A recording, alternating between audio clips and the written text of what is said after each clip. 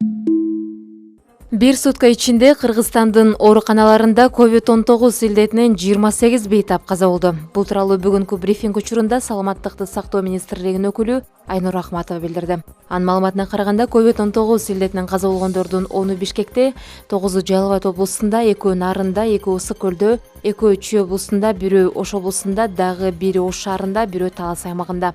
Кыргызстанда пандемия башталгандан бери коронавирустан каза болгондордун саны 1329га жетти. Бир сутка ичинде аталган илдет 548 кишиден жаңы аныкталды. Муну менен өлкө боюнча илдет жугузуп алгандардын жалпы саны 33844 кишини түздү. 1091 бейтап айыкты. 17-июлдан тартып Кыргызстан пневмонияны да коронавирус катары каттай баштаган. Президент Сооронбай Жээнбеков Кыргызстанда 30-июлду улуттук аза күтүү күнү деп жарыялоо жөнүндө жарлыкка кол койду. 2020-жылдын 11-мартында дүйнөлүк саламаттыкты сактоо уюму COVID-19 жаңы коронавирус инфекциясынын жайылышын пандемия деп жарыялаган. Кыргызстанда коронавирус инфекциясы жайыла баштаган учурдан тарта көптөгөн мекендештер илдеттен каза тапты. Аза күтүү күнүндө зарыл иш-чаралар аткарылып, анын ичинде бүткүл аймактарда, чет өлкөдөгү дипломатиялык жана консулдук өкүлчүлүктөрдүн имараттарында Кыргыз Республикасынын мамлекеттик туулары ылдый түшүрүлөт. Маданият мекемелерине жана телерадио компанияларына аза күтүү күнү оюн-зоок иш-чараларын жана берүүлөрүн токтотуу сунушталды. Жарлык кол коюлган күндөн тартып күчүнө кирет.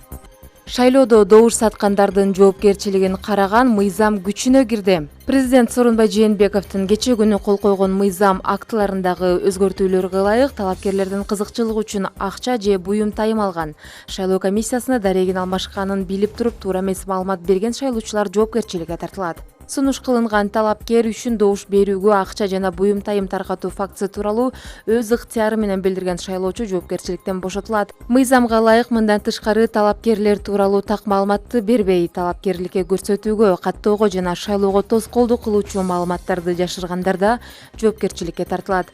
Шайлоо комиссиясынын ишине кийлигишүү, алардын чечимдерине таасир көрсөтүү максатында кызмат абалын пайдалануу менен тоскоолдук кылгандарда жазык жоопкерчилигине тартылат. Күчүнө кирген жаңы мыйзамда ошондой эле шайлоо укуктары бузулгандыгы боюнча сотко даттануу мөөнөтү 3 күнгө узартылган. Шайлоо мыйзамдары чөйрөсүндөгү айрым мыйзам актыларына өзгөртүүлөрдү киргизүү жөнүндө мыйзамды Жогорку кеңеш 25-июнда кабыл алган. Кыргызстанда 4-октябрда парламенттик шайлоо өтөт. Бишкек шаарынын мэриясынын аппарат жетекчиси дайындалды. Мекеменин маалымат кызматы кабарлагандай, бул кызматка Адилет Малдыбаев келди. Адилет Малдыбаев буга чейин Бишкектеги 1-Май райондук администрациясынын жетекчисинин 1-орун басары болуп иштеген.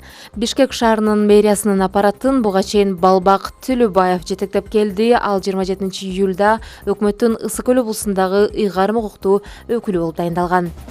Ал эми Бишкек шаарынын вице-мэри Татьяна Кузнецова отставкага кетти. Анын ордуна Виктория Мазгачева социалдык маселелер боюнча вице-мэр болуп дайындалды. Татьяна Кузнецова мэрдин орун басары болуп 2019-жылдын февраль айында келген. Ал 2000-жылдан бери Бишкек мэриясынын билим берүү башкармалыгында иштеген. Ошондой эле Октябрь райондук акиматында жетекчинин орун басары болгон.